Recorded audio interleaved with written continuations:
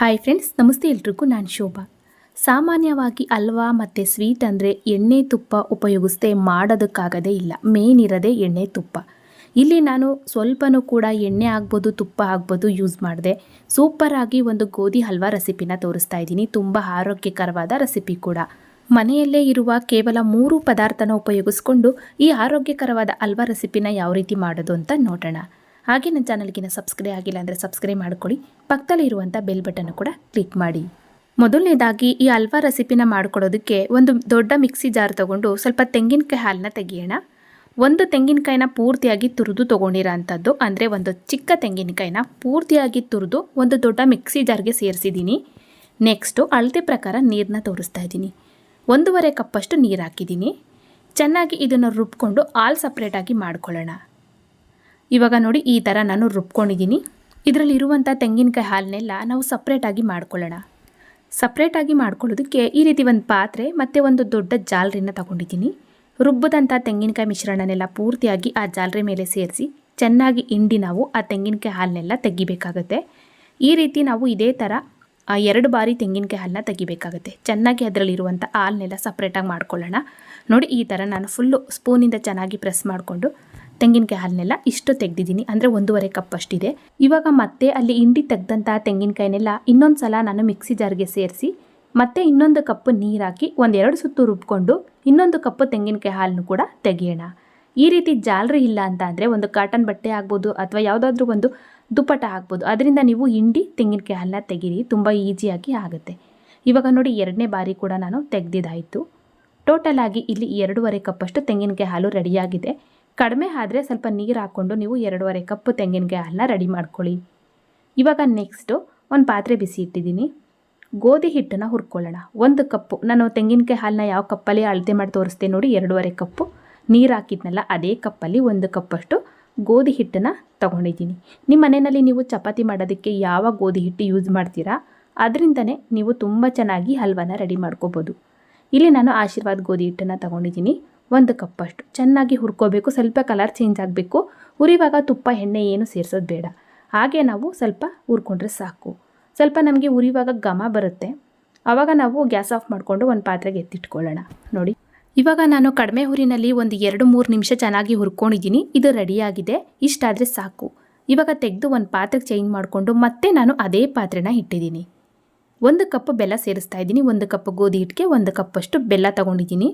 ಇದಕ್ಕೆ ಒಂದು ಅರ್ಧ ಕಪ್ಪಷ್ಟು ನೀರು ಹಾಕ್ಕೊಂಡು ಬೆಲ್ಲನ ಕರಗಿಸ್ಕೊಳ್ಳೋಣ. ಪಾಕ ಮಾಡೋದು ಬೇಡ, ಬೆಲ್ಲ ಕರಗಿದ್ರೆ ಸಾಕು. ಬೆಲ್ಲ ಕರಗಿದಾದ್ಮೇಲೆ ನಾವು ಇದನ್ನು ಸೋದಿಸ್ಕೋಬೇಕು. ಹಾಗಾಗಿ ಬೆಲ್ಲ ಕರಗಿಸ್ಕೋತಾ ಇರೋದಷ್ಟೇ. ಬೆಲ್ಲ ಚೆನ್ನಾಗಿತ್ತು ಅಂದರೆ ನೀವು ಡೈರೆಕ್ಟಾಗಿ ಹಾಗೆ ಹಾಕ್ಬೋದು. ಇವಾಗ ನೋಡಿ, ಬೆಲ್ಲನೂ ಕೂಡ ಕರೆಕ್ಟಾಗಿ ಕರಗಿದೆ. ಇದನ್ನು ನಾವು ಒಂದು ಪಾತ್ರೆಗೆ ಚೇಂಜ್ ಮಾಡ್ಕೊಂಡು ಇಟ್ಕೊಳ್ಳೋಣ. ಸೋದಿಸ್ಕೊಂಡು ಒಂದು ಪಾತ್ರೆಗೆ ಎತ್ತಿಟ್ಕೊಳ್ಳೋಣ. ಇವಾಗ ಮತ್ತೆ ನಾನು ಅದೇ ಪಾತ್ರೆನ ತೊಳೆದು ಇಟ್ಟು ತೆಂಗಿನಕಾಯಿ ಹಾಲನ್ನ ಸೇರಿಸ್ತಾ ಇದ್ದೀನಿ. 2.5 ಕಪ್ಪಷ್ಟು ತೆಂಗಿನಕಾಯಿ ಹಾಲನ್ನ ರೆಡಿ ಮಾಡ್ಕೊಂಡಿದ್ದೆ. ಸ್ವಲ್ಪ ನೀರು ಹಾಕ್ಕೊಂಡು 3 ಕಪ್ಪು ರೆಡಿ ಮಾಡ್ಕೊಂಡಿದ್ದೀನಿ. ಇವಾಗ 3 ಕಪ್ಪು ತೆಂಗಿನಕಾಯಿ ಹಾಲನ್ನ ಸೇರಿಸಿದ್ದಾಯಿತು. ನೆಕ್ಸ್ಟು ಹುರಿದು ಎತ್ತಿಟ್ಟಂಥ ಗೋಧಿ ಹಿಟ್ಟನ್ನು ಸೇರಿಸ್ಕೊಳ್ಳೋಣ. ನಾನು ಇನ್ನೂ ಗ್ಯಾಸ್ ಆನ್ ಮಾಡಿಲ್ಲ. ಫಸ್ಟೇ ನಾವು ಗ್ಯಾಸ್ ಆನ್ ಮಾಡಬಾರ್ದು. ಈ ರೀತಿ ನಾವು ಗಂಟಿಲ್ಲದೆ ಇರೋ ಹಾಗೆ ಚೆನ್ನಾಗಿ ಮಿಕ್ಸ್ ಮಾಡಿಕೊಂಡು ಆಮೇಲೆ ಗ್ಯಾಸ್ ಆನ್ ಮಾಡಬೇಕು. ಫಸ್ಟ್ ನಾವು ಗಂಟೆಲ್ಲ ತೆಗೆದುಬಿಡೋಣ. ಚೆನ್ನಾಗಿ ಮಿಕ್ಸ್ ಮಾಡ್ಕೊಳ್ಳೋಣ. ನಿಮ್ಮ ಹತ್ರ ಹ್ಯಾಂಡ್ ವಿಸ್ಕರ್ ಇತ್ತು ಅಂದರೆ ಅದರಿಂದ ಮಿಕ್ಸ್ ಮಾಡ್ಕೊಳ್ಳಿ. ತುಂಬ ಚೆನ್ನಾಗಿ ಬೇಗ ಗಂಟು ತೆಗಿಬೋದು. ಈ ರೀತಿ ಸ್ಪೂನಿಂದ ಆದರೆ ಸ್ವಲ್ಪ ಲೇಟ್ ಆಗುತ್ತೆ. ನೋಡಿ, ನಾನು ಕೂಡ ಈ ರೀತಿ ಚೆನ್ನಾಗಿ ಗಂಟುಗಳನ್ನೆಲ್ಲ ತೆಗೆದಿದ್ದೀನಿ. ಸ್ವಲ್ಪನೂ ಕೂಡ ಗಂಟಿರಬಾರ್ದು. ಗೋಧಿ ಹಿಟ್ಟಲ್ವಾ, ಹಾಗಾಗಿ ನಾವು ಗಂಟನ್ನು ಚೆನ್ನಾಗಿ ಫಸ್ಟ್ ತೆಗಿಬೇಕು. ಇವಾಗ ಗಂಟೆಲ್ಲ ತೆಗೆದಿದ್ದಾಯಿತು. ಇದನ್ನು ನಾವು 10 ನಿಮಿಷ ಮುಚ್ಚಿ ಬಿಡಬೇಕಾಗತ್ತೆ. ಗೋಧಿ ಹಿಟ್ಟು ತೆಂಗಿನಕಾಯಿ ಹಾಲಲ್ಲಿ ಸ್ವಲ್ಪ ಚೆನ್ನಾಗಿ ನೆನಿಬೇಕು. ಆವಾಗ ಹಲ್ವಾ ತುಂಬ ಸಾಫ್ಟಾಗಿ ಬರುತ್ತೆ, ರುಚಿನೂ ಕೂಡ ಇರುತ್ತೆ. 10 ನಿಮಿಷನಾದರೂ ಬಿಡಬೇಕು. ಇವಾಗ 10 ನಿಮಿಷ ಆದಮೇಲೆ ನೋಡೋಣ, ಗೋಧಿ ಹಿಟ್ಟು ಕೂಡ ಚೆನ್ನಾಗಿ ನೆಂದಿರುತ್ತೆ. ಇವಾಗ ನಾವು ಇದಕ್ಕೆ ಆಲ್ರೆಡಿ ಕರಗಿಸಿ ಸೋದಿಸಿ ಇಟ್ಕೊಂಡಂಥ ಬೆಲ್ಲದ ನೀರನ್ನ ಸೇರಿಸಿ ಚೆನ್ನಾಗಿ ಮಿಕ್ಸ್ ಮಾಡ್ಕೋಬೇಕು. ಆಮೇಲೆ ನಾವು ಗ್ಯಾಸ್ ಆನ್ ಮಾಡಬೇಕು. ನಾನು ಇನ್ನೂ ಕೂಡ ಗ್ಯಾಸ್ ಆನ್ ಮಾಡಿಲ್ಲ. ಫಸ್ಟು ನಾವು ಈ ಕೆಲಸನ ಮಾಡಿಕೊಂಡ್ರೆ ನಮಗೆ ತುಂಬ ಈಸಿ ಆಗುತ್ತೆ. ನಾವು ಆಮೇಲೆ ಗ್ಯಾಸ್ ಆನ್ ಮಾಡಿಕೊಂಡು ತಿರುಗಿಸೋದಷ್ಟೇ ಕೆಲಸ. ನೋಡಿ, ಇವಾಗ ನಾನು ಗ್ಯಾಸ್ ಆನ್ ಮಾಡಿದ್ದೀನಿ. ಇವಾಗ ಗ್ಯಾಸ್ ಆನ್ ಮಾಡಿಕೊಂಡು ನಾವು ಕೈ ಬಿಡದೆ ಇರೋ ಹಾಗೆ ತಿರುಗಿಸ್ಬೇಕು, ಅಷ್ಟೇ ಕೆಲಸ. ಚೆನ್ನಾಗಿ ಇದನ್ನು ಕೈ ಬಿಡದೆ ಇರೋ ಹಾಗೆ ತಿರುಗಿಸ್ಕೊಂಡ್ರೆ ಸೂಪರಾಗಿ ಹಲ್ವಾ ರೆಡಿಯಾಗುತ್ತೆ. ಈ ರೀತಿ ಚೆನ್ನಾಗಿ ಮಿಕ್ಸ್ ಮಾಡ್ತಾ ಗಟ್ಟಿ ಆಗೋದಕ್ಕೆ ಸ್ಟಾರ್ಟ್ ಆಗುತ್ತೆ. ನೋಡಿ, ಇವಾಗ ಇದು ಗಟ್ಟಿ ಆಗ್ತಾ ಇದೆ. ಇವಾಗ ನಾವು ಉರಿನ ಕಡಿಮೆ ಮಾಡ್ಕೋಬೇಕು. ಉರಿ ಕಡಿಮೆ ಮಾಡಿಕೊಂಡು ಚೆನ್ನಾಗಿ ಮಿಕ್ಸ್ ಮಾಡ್ಕೋಬೇಕು. ಗಟ್ಟಿ ಆಗೋದಕ್ಕಿಂತ ಮುಂಚೆ ಮೀಡಿಯಮ್ ಫ್ಲೇಮಲ್ಲಿ ತಿರುಗಿಸ್ಕೋಬೇಕು. ಯಾವಾಗ ಇದು ಗಟ್ಟಿ ಆಗ್ತಾ ಇದೆ ಅನ್ನುವಾಗ ನಾವು ಉರಿನ ಲೋ ಫ್ಲೇಮ್ ಇಟ್ಕೋಬೇಕು. ಫುಲ್ಲು ನಾವು ತೆಂಗಿನಕಾಯಿನಲ್ಲಿರುವಂತಹ ಆ ಜಿಡ್ಡಿನಂಶ ಎಲ್ಲ ಆಚೆ ಬರೋ ತನಕ ಇದೇ ರೀತಿಯಾಗಿ ಕಡಿಮೆ ಉರಿನಲ್ಲಿ ತಿರುಗಿಸ್ತಾನೆ ಇರಬೇಕು. ಅಷ್ಟೇ ಕೆಲಸ. ಫುಲ್ಲು ಆ ಜಿಡ್ಡಿನಂಶ ಎಲ್ಲ ಆಚೆ ಬರುತ್ತೆ. ಆ ತೆಂಗಿನಕಾಯಿನ ಹಾಲಿನಲ್ಲಿರುವಂಥ ಜಿಡ್ಡಿನಂಶ ಎಲ್ಲ ಆಚೆ ಬರುತ್ತೆ. ನೋಡ್ತಾ ಇರ್ಬೋದು ಇವಾಗ ಎಷ್ಟು ಚೆನ್ನಾಗಿ ಜಿಡ್ಡಿನಂಶ ಎಲ್ಲ ಬಂದಿದೆ ಅಂತ. ಇಲ್ಲ ಅಂದರೂ ಒಂದು 15 ನಿಮಿಷ ಆಯಿತು ನಾನು ತಿರುಗಿಸೋದಕ್ಕೆ ಸ್ಟಾರ್ಟ್ ಮಾಡಿ.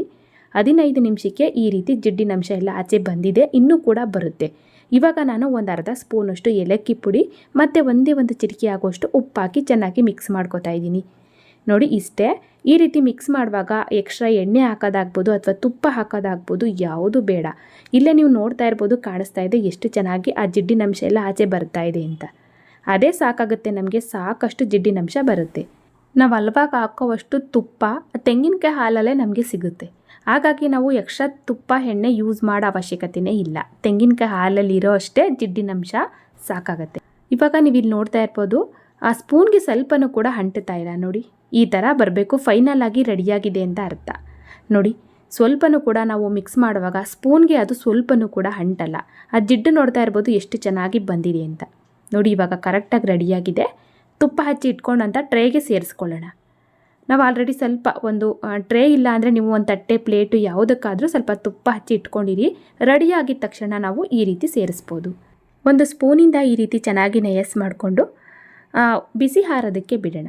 ಇದಿಲ್ಲ ಅಂದರೂ ಒಂದು 1/2 ಅವರ್ ಬಿಸಿ ಹಾರಿದರೆ ಸಾಕು. ತುಂಬ ಬೇಗನೆ ನಾವು ಕಟ್ ಮಾಡಿ ತಿನ್ಬೋದು. 1 ಅವರ್ ಅಥವಾ ಒಂದು 1/2 ಅವರ್ ಬಿಟ್ಟರೆ ಸಾಕು. ನೋಡಿ ಇದು ಕರೆಕ್ಟಾಗಿ ರೆಡಿಯಾಗಿದೆ. ಇಷ್ಟೇ ಇದು.